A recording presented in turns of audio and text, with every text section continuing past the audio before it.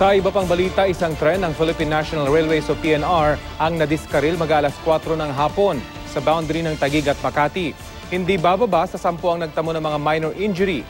Live mula sa Taguig City, may report si Chino Gaston. Chino? Rafi, hindi pa masabi sa ngayon kung hanggang kailan mananatiling nakahambalang sa southbound track ng PNR ang tren na nadiskaril malapit sa boundary ng Makati at Taguig City, kung saan marami nga sa mga kababayan natin ang sinasabing nasaktan. Bagamat sinasabi ng PNR na ginagawa na nila ang lahat para maialis ang tren sa lalong madaling panahon, katuwang ang MMDA na nangako na raw ng tulong. Umaandar pa ang makina ng nadiskaril na tren ng datna ng GMA News sa barangay Fort Bonifacio sa Taguig. Tila naputol pa ang shaft ng makina kaya umiikot lang ito habang nakatagilid ang pinakatren at isang bagon sa likod nito. Putol din ang isang bahagi ng riles. Labas-masok ang mga ambulansya mula sa Makati at Taguig sa lugar. Nagkalat din ang mga rescue personnel. Sa mga cellphone video ng mga residente sa lugar, makikitang isa-isang inilalabas ng rescue personnel ang mga pasahero. May mga bata pa na kasama sa mga inilikas. Ang iba inilabas sa mga bintana ng tren na sapilitang binasag ng mga rescue personnel. Yung mga tao, dinalabas na, dinadala.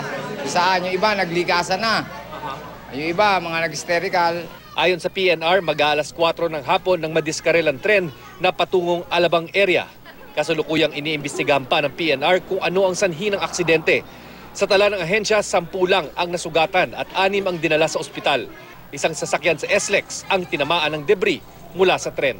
Ano man po ang mga naging gastos ninyo sa inyong pagpapagamot, sa pagpapatingin ninyo, kung ano man po yun, or kung ano pang mga further na kakailanganin. Kami naman po ay hindi tumatalikod sa aming obligasyon at yan po ay aming pananagutan.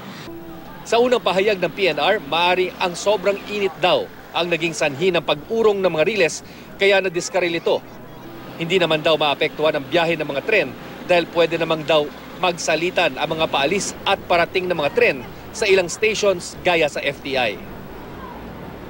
Rafi, may malaking pagkakaiba ang bilang ng PNR patungkol sa mga nasaktan sa insidente kumpara doon sa impormasyong nakuha natin mismo sa Taguig Bateros Hospital, kung saan nakita natin yung mga logbook at batay na rin sa pakikipag-usap natin doon sa mga mismong tao sa kapaligiran, ay hindi bababa sa 30 ang naisugo doon para ipagamot mula rito sa insidenteng ito. Gayunpaman, kung ano man yung discrepancy sa figure, sinabi ng PNR na sasagutin nito ang lahat na gastusin ng mga kababayan nating nasaktan sa insidente. Yun nga lang, kailangan silang magdala ng pruweba na sila nga ay pasahero nitong tren at magdala ng resibo ng pagbili ng ticket at maging ng resibo ng kanilang pagpapagamot.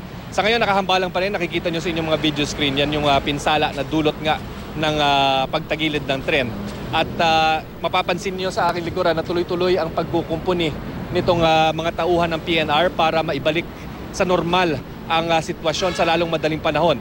Yung nakikita nyo parang tinatrabaho ngayon ng mga tauhan ng PNR, yan po yung paglatag ng bagong riles na napakita natin kanina sa 24 oras. Yung bahaging ito, putol na kanina. So nakalagay na sila o naglagay na sila ng bagong riles dito sa naputol na bahagi.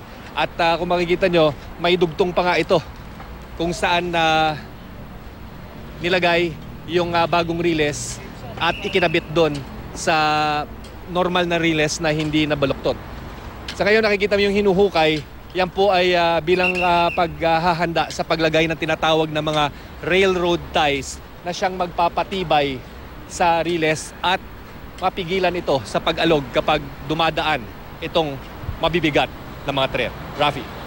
Chino, yung nabanggit mong portion ng riles na natanggal, ito ba'y kumpirmado kung ito yung dahilan ng pagkadiskaril ng tren o natanggal lang ito pagkatapos ng madiskaril yung tren na tumagilid?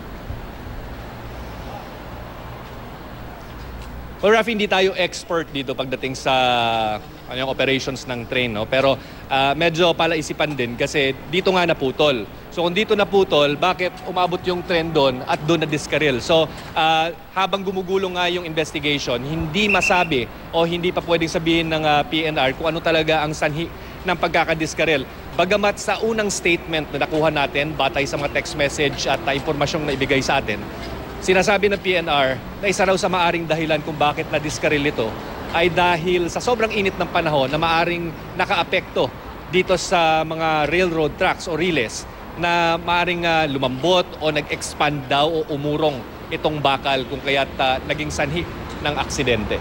Chino, either way, malaki ang problema ng PNR kapag ganyan. Unang-una ay dapat dapat na-check yung hindi ba yung riles kung ito'y putol na o merong bumaluktot dun sa area ng riles na yan, hindi ba dapat merong regular na pag-check?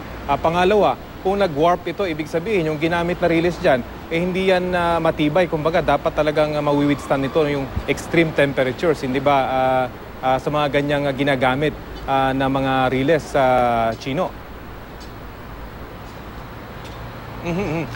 Tama ka dyan, Rafi, kasi yung mga riles naman ito, pag nakikita natin, napakakapal na bakal, no? At ang pagpapaliwanag sa atin, very resilient ito, bagamat meron ding lifespan. Kasi kung matatandaan natin sa kasaysayan, merong mga riles talaga na halos siglo na ang tanda, pero nadadaanan pa rin. So ang susi dito, ayon sa PNR, ay dapat tama at regular na check-up. At syempre yung mga tinatawag na railroad ties na nilalagay nga dyan, no, para tumibay yung mga riles na naging sanhi na nga ng aksidente dati. Kung matatandaan ko, dahil tinanggal nga ng mga residente o kung sinong mga tao dyan na dinadaanan nitong mga riles, yung mga railroad ties na gawa pa dati sa kahoy, yun nagpahina sa mga riles natin kung kaya't na-discarrel. So again, proper maintenance, inspection, at syempre pagmamasid na rin at pakiusap sa mga residente na huwag galawin nga yung mga riles ng ating Philippine National Railways Corporation dahil maaring itong magdulot ng matinding aksidente. Natumbok mo, Chino, siguro yung problema nga dyan, yung dekadang mga riles na hanggang ngayon ay ginagamit pa rin. Maraming salamat sa iyo, Chino Gaston.